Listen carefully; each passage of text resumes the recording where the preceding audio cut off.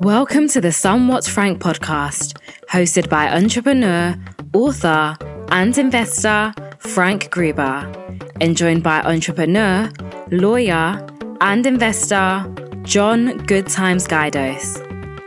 After each having successful startup exits, these two college friends cover a wide array of the latest trends and topics in tech, startups, investing, entertainment, and life. You'll notice they like to live life to the fullest with lots of adventure and believe in celebrating those important wins along the way. The podcast is produced with the help of Established, a strategic consultancy focused on corporate innovation, entrepreneurs, and the ecosystems that support and elevate them. Now it's time to be somewhat frank. Let's get to it.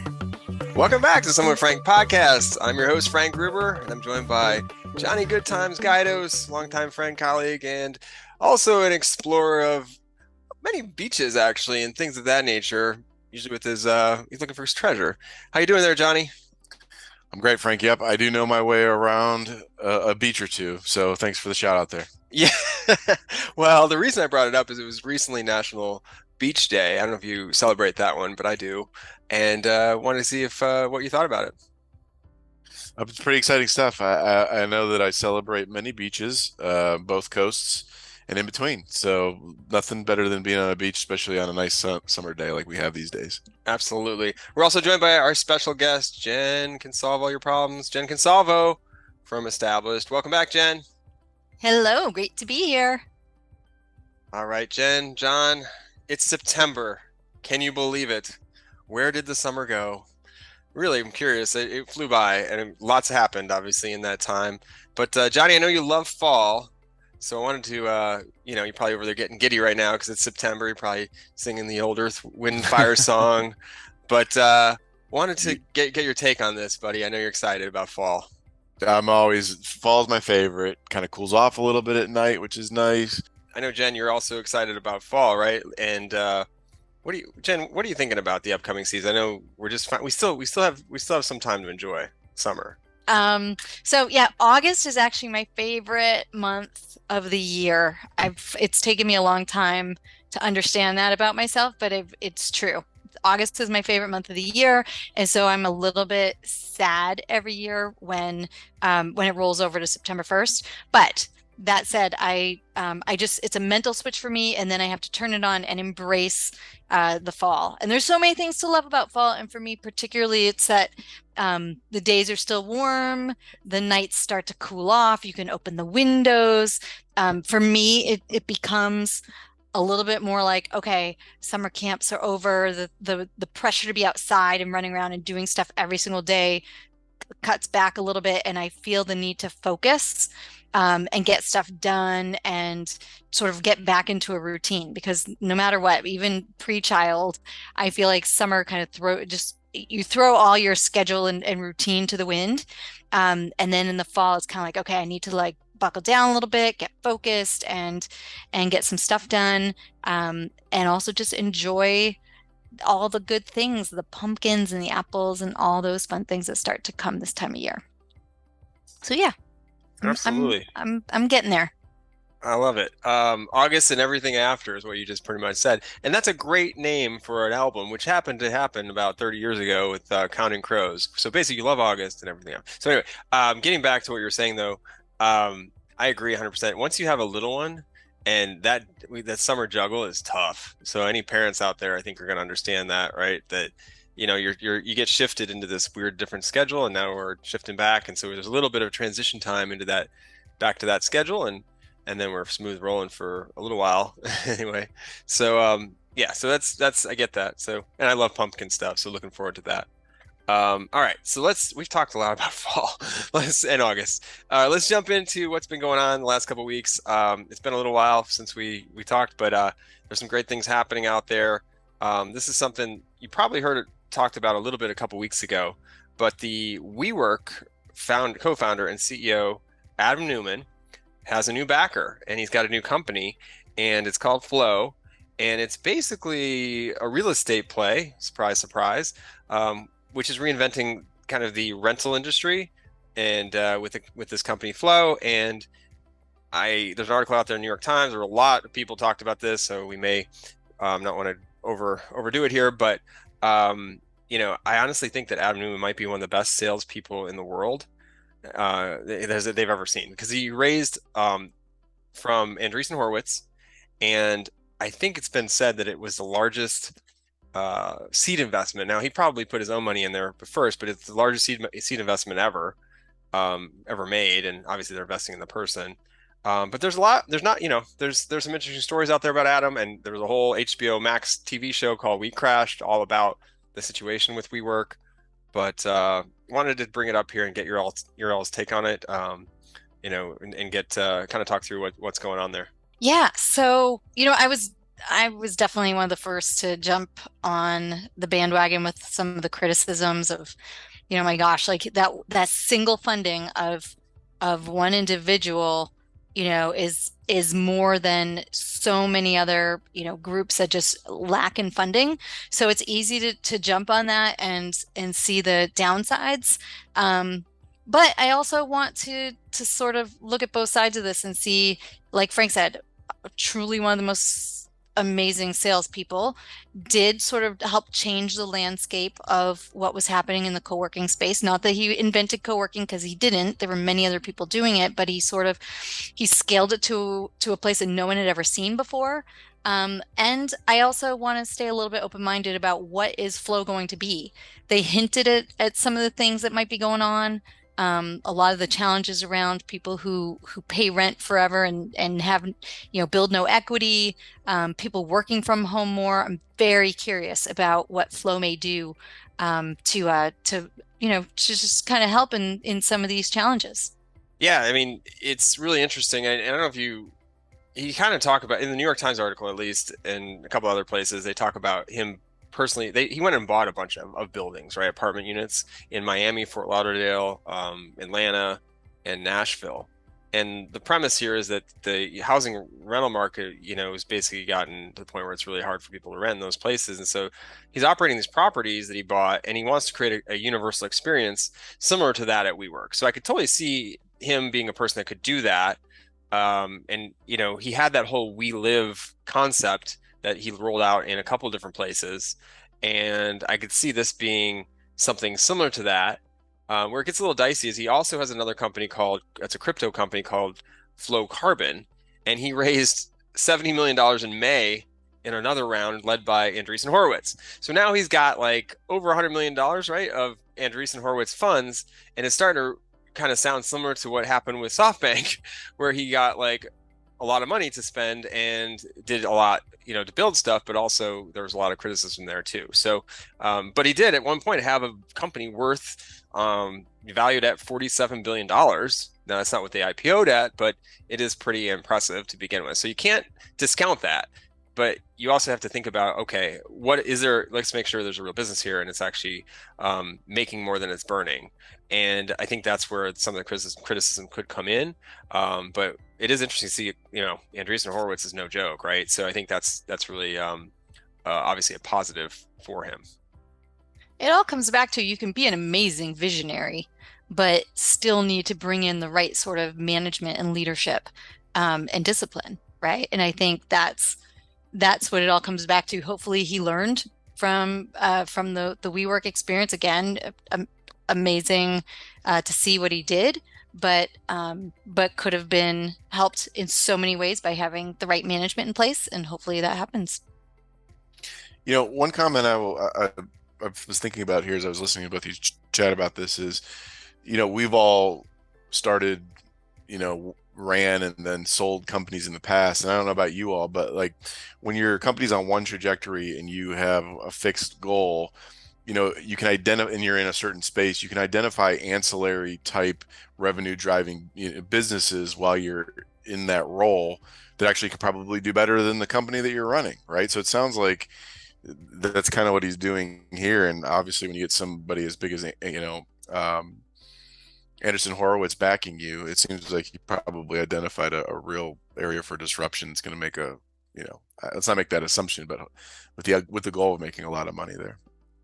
Yeah, absolutely. I think that's what they identified. And if you haven't watched the HBO Max program, now, obviously there's an ounce of potential truth in everything. It's not 100% accurate. It's not a documentary, but go check out We Crashed, and it's just really good acting, and you kind of get the behind the scenes story of what happened at WeWork, and they are using actual people's accounts and things to pull it together. So while there's probably some things that aren't true in there, there's probably some things that are too, and so it might give you a good sense of the whole situation with what happened with WeWork.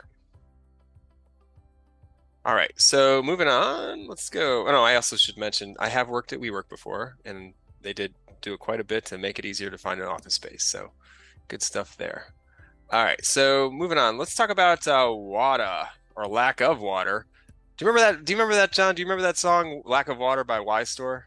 Yeah, I don't know if you remember that. Yeah, I do actually. I was playing that on the pontoon boat the other day, and I was reminiscing about our time in college. Yeah, they played at like different house events and things like that. It was kind of funny. But anyway, they're having a situation that this song kind of makes sense in, I guess. There's lack of water out in the West, and it's no joke. The U.S. western, part of the states, western part of the U.S. is actually running out of water. And I think there's some things being done to cut back due to the fact that they're actually fighting now over what's going to happen with the Colorado River, which basically is a lot of the water supply. So not great for anyone out there. It's triggering low reservoirs, and we lived out in Las Vegas for 8 years, and we could watch Lake Mead every year, just go lower and lower, and it's to the point now where it's uncovering like lost like shipwrecks basically, boats that have sunk, and a lot of other things too. Glass, a lot of people throwing glass in there, and same with Lake Powell as well. So it's a historic drought in the Southwest in the U.S., and it's pushing these record lows, and they're trying to figure out what to do about it and do something fast. As they're doing water cuts in Arizona and Phoenix, or sorry, Arizona and Nevada, which it's not something I guess residents really want to deal with, but they kind of have to. It's amazing to think about. I mean, it really is historic, right? And it's easy to sort of look at them and say, get your act together, figure this out. All these states need to work together to come up with a solution. But who wants to really face the reality of cutting back water for your state, for your community, while also understanding this is not just water, this is electricity. So these sources of water actually generate the electricity for this whole region, right? So the Hoover Dam. Hoover Dam, yep. Yeah, so they have to understand, like, is there a way to modify the dam to figure out, can it generate water or generate electricity at a lower level of water? Like these are some serious issues that are not going to be solved overnight. But as some of these articles say, there really is a deadline. Like you can't just go on forever, because while you fight over water, the water is going to disappear. So what do? You have to, work together and come up with some out of the box solutions here. So it's going to be really interesting to follow and to see, hopefully things do change with the climate. But if the drought continues in this way, what is that really going to mean for these regions? Hotter and drier, unfortunately. And do people change their habits? Do they move? Do they, how does it change the landscape of where people live? Yeah, I think that's concerning, right? Phoenix, Las Vegas, some of these other places in California, Palm Springs, like some of these places are dependent on the water coming down from Colorado and the snowpacks, and they're in a 23-year drought. So I think it is a problem. It could make these cities not be quite as vibrant, which is unfortunate. Those are great cities. So, but let's just give a shout out to Las Vegas, because Las Vegas has actually been cheered for their efficient use of water, which is shocking for many people to hear. But Nevada's been one of the better stewards of their water. Yep, that Bellagio water fountain is pretty efficient. Is that what you're thinking? No, not talking about that. No. Something else? Okay. And I was wondering, I also, you mentioned the Hoover Dam, and you brought up a really good point, because the water's lower than where it needs to go over the dam. Like that's what you're kind of explaining, right? Like you have to have a certain amount of water to get through and make that power happen. So sorry, John, I think we may have cut you off. Go ahead, Johnny. No, it's okay. And I don't want to sound like all doom and gloom here, right? But it is scary when you model this out in the next couple of years to see what's going to happen. And I don't know. I know that there's some scientists and politicians that are getting involved as trying to figure this all out. But I don't know. I just kind of feel like Mother Earth's going to have to figure it out herself, unfortunately, because I feel like every time the human beings try to interject and fix something, it throws something else off, and who knows what's going to happen. But obviously, I hope it all gets better. Well, and there's could be a startup that helps, right? Like there's potential for, desalinization and, huge humidifiers basically, or dehumidifiers that pull water out of the air. And that's something that they've been working on. And there's there's companies that have been doing that kind of stuff at a smaller scale. And there's, I think we even met one in Tampa that was going to do something like that. So, but yeah, it is interesting. Certain governmental officials are literally just throwing their hands up and praying for water, which is not necessarily going to help solve the whole problem here, as this has been going on for 23 years. So, or maybe it will, who knows? But yeah, I was thinking maybe we could turn to some technology as a solution. And I think anybody that knows of a startup that's handling this, they should reach out. I'd love to hear about it.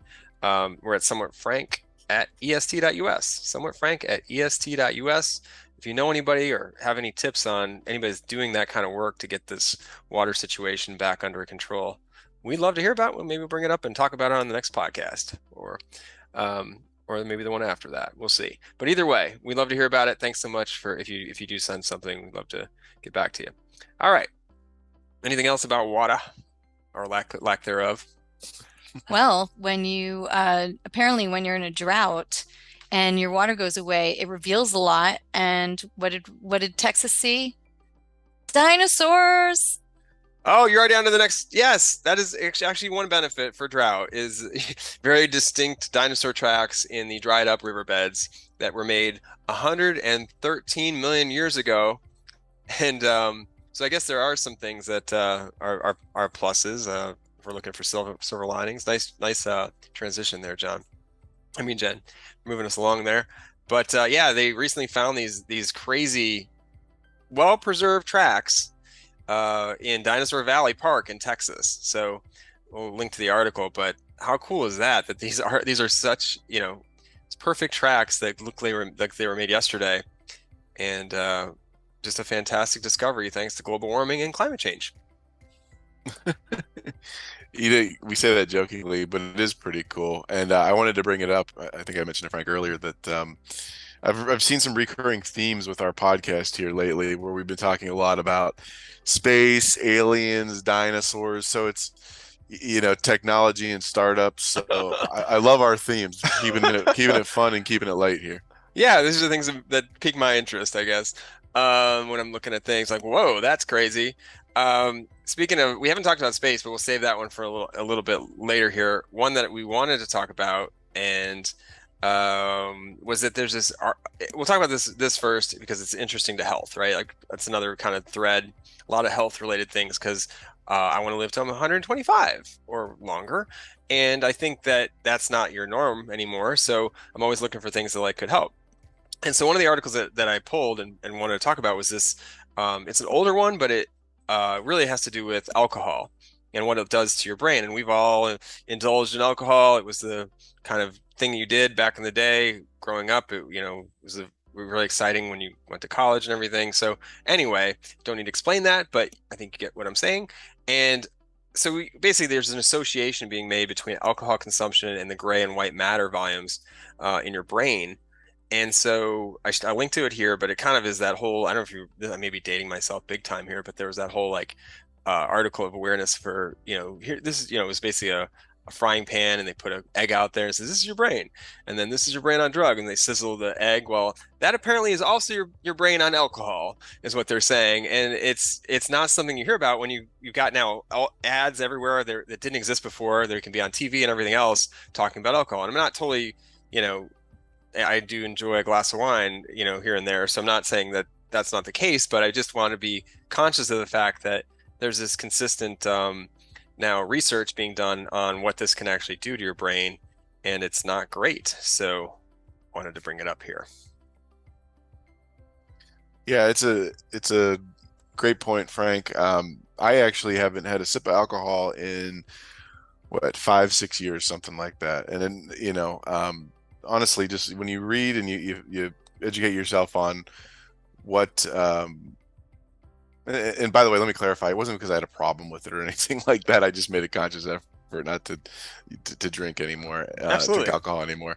But you know, when you educate yourself on what it really does to the body, it is some scary stuff, right? And so, just like anything else in life or business, you need to, balance, and you need to kind of weigh the cost benefit analysis, right? Some people do enjoy it, and in moderation, it can, not be as bad for you, but definitely makes sense to educate yourself on what it is doing to your body, like you're talking about here. Yeah, I mean, the big headline here is like we sort of know that alcohol has damaging effects, right? But what's going on in this specific article in Nature, nature.com, talks about how just little bits of it. So we're talking about maybe one drink a day can actually have real negative impacts on your brain matter. It's actually damaging your cells. Again, I don't know if it'll 100% stop me if I want to just have a glass of wine or something here and there. I don't drink much at all. But it'll definitely make me think more about it. So if I'm, on the fence, like, oh, I'm in the mood for a drink or not, maybe I'll go to something non-alcoholic, or maybe even there's some really interesting new beverage choices out there that they're even starting to serve in bars, which are non-alcoholic, but they're supposed to have some like nootropics and different things that are sort of feel good, not drugs, but different substances that just might make you feel a little happy or things like that. So without getting you drunk in any way. So it'll be interesting to see, does our culture sort of continue to evolve in this way, moving away from things that we know are specifically poisonous for us into things that are actually healthy for us? Oh, that's a great point. I mean, you're starting to see like basically beers that are not alcoholic. Like Athletic is a brand that has like a light beer, Athletic Brewing, all natural, non-alcoholic beers. Budweiser, they launched Bud Zero with, wasn't it Dwayne Wade, the basketball player star? I think he was like the spokesperson for it. And you're seeing a lot more of those things come out. Our friend Jen Batchelor launched a company called Kin, which is using, like you mentioned, those nootropics and things. And so really interesting trend. I think you're seeing a lot more people go towards that versus things that may affect them more. And so wanted to also mention, you don't really realize how much you do consume until you keep track of it. And so I started keeping track of alcohol consumption in October just to get a sense of like what is it looking like. And I do it on my iPhone every day. I'll just put a little number in there or whatever. And I actually had an dry April. But other than that, I've been, point two of a drink every day, which is, basically almost nothing, like one drink every couple weeks or whatever. So it's interesting once you start realizing like what you're doing, though. I mean, when I first started doing that, it was like pretty eye-opening about like, I get a drink a day, and that's quite a bit, right? And so you can really, once you start realizing what you're doing, you can start to make a change and see, wow, I feel a little better or whatever. So as you get older, obviously you don't recover as quickly either. So that's the other thing. But yeah, it's interesting what they're saying about just even a little bit is not great. So could be a whole nother industry there of non-alcoholic beverages, Which to be fair has been around for a while, right? Like there have been non-alcoholic beers and lots of things for a while. I think seeing it more and more at the forefront of happy hours and bars and gathering places, that's the real culture shift, right? When you start to see it more as a culturally acceptable thing to do versus I'm just going to sort of have this O'Doul's over here and maybe no one will notice that I'm not drinking. Right. So it's a shift. And I think that's a really important one that we should pay attention to. I love drinks. I always have 3 or 4 I literally have 4 on my desk right now, and they're all different kombuchas and waters and greenies and coffees and mushroom tea. So lots of beverages happening. So I want to hear your recommendations. All right, moving along. Let's talk about space because it's something we always like to talk about. Space coupled with technology, I guess you could say, and the space race for your cell phone. What does this mean? Well, it means that they're putting more satellites in space, and they're going to maybe potentially change the way that our cell phones work to connect directly to satellites. And so there's a bit of a space race right now to figure out who will be the lead in that situation. And of course, Elon Musk is involved with his SpaceX Starlink and that whole delivery system, which is supposed to be up by the end of next year. And I think he's partnering with T-Mobile, and their CEO late last week, they announced some plans to deliver such a product. And then you've got rumors of Apple jumping into the ring with a direct to satellite iPhone partnership with Globalstar. So that's coming out. And there's just a lot going on in those young space satellites getting put up there to be able to be direct to our phones. And very interesting stuff. I was going to say, I don't know if I told you, I signed up for Starlink, and the day came, I put my deposit down. The day came, I received my notice that I was able to get my dish and start my service. And for some reason, I had a second guess myself, and I did not go through with getting Starlink. And then now I've second guessed that. I want Starlink again, but now I can't get it till at least 2023. So I really dropped the ball on that one, but they're doing some amazing stuff. And my neighbor, I have really rough internet service at my house, but my neighbor has Starlink, and they're getting at least 10 times the better bandwidth than what I have. Wow. Yeah, I didn't realize. I thought you got it. We about 10, 15 years ago, I got Direct TVs. They had a similar thing. Direct TV would do a satellite link, and it was back in the day. I lived out in the burbs and didn't have great setup, and so I had to do that, and it wasn't that great, honestly, but it was better than what dial-up was, but it was still not great compared to our current setup. So I was curious. I'm really curious to see what that looks like. So you'll have to let us know, or see if you can go do a speed test at your neighbors, get the little speed test app, and get that going, because I'd love to hear how quick it is comparatively. Yeah, they've told me all about it, and honestly, I'm kicking myself because they have it's faster than some of the fiber out here. It's really, really good service. Wow, that's pretty impressive. Right. There are a couple things come to mind. Is one, we've had a lot of cell phone challenges recently. So literally we can just be driving around town, and you turn down one road, and anytime you turn down that road, your call will drop. You can't text, you can't get any signal. And for a while that was happening in our house. And we called our provider, and they literally had to re-ping our phones and activate something to make our phones work better, which was really frustrating to hear. It was like, great, you solved it, but why did that happen in the first place? So the more that we can do, we live in a society where everyone demands it now, right? We're sort of an always on society. And so whether it's our computers, our phones, we are a connected society, and we sort of demand that service. So it's really interesting to see where this can bring us. On the other hand, wow, space is getting so crowded. We've talked about this a lot before. More satellites. This is going to be a very crowded space, which brings up all kinds of new challenges, right? So making sure all those satellites are running well, all the issues with space junk and things getting knocked out. It'll be really, really interesting to see if everything moves in this direction, which it's looking like, what that does to sort of our space management issues that we have. Absolutely. And it actually brings to mind one of our startups from Startup of the Year, our community that we run. And actually our Startup of the Year award winner, our top winner, was actually a company called Scout.space, if you want to look them up. And they really impressed everyone with their pitch and everything. But really what they're doing is they're actually making space transparent and safer by offering in-space observation data and services to deal with all the space junk. There's so much stuff up there, and no one has eyes to be able to see it. And it's funny, a lot of these satellites don't have the right setup to be able to see what's going on around them, and so they're actually going to be able to do that with analytics and everything else. So really cool company if you're interested in looking at cool companies, and love that they are doing well and we're part of our community. And they won our top prize Startup of the Year last year. So very cool stuff. Great team. And can I do a quick shout out? Today is the last day. I'm sure it's a little too late for people to know, but NASA has a new pilot program called SBIR Ignite, and they are actually, one of their topics right now that they are looking to fund are companies who are helping with the commercialization of low Earth orbit, or LEO for you space nerds out there, which will include things like this, like space junk, like the remediation, right? Like how do you get things out of the way and protect the satellites, or things that help with with communications and all that. So they're really looking now at how do you help commercialize and manage the space, literally the space that we all need and use every day. Wow. Good stuff. Yeah, good stuff. When we do work with NASA, and that's how we were obviously in the loop and helping them with some of their programs like that one.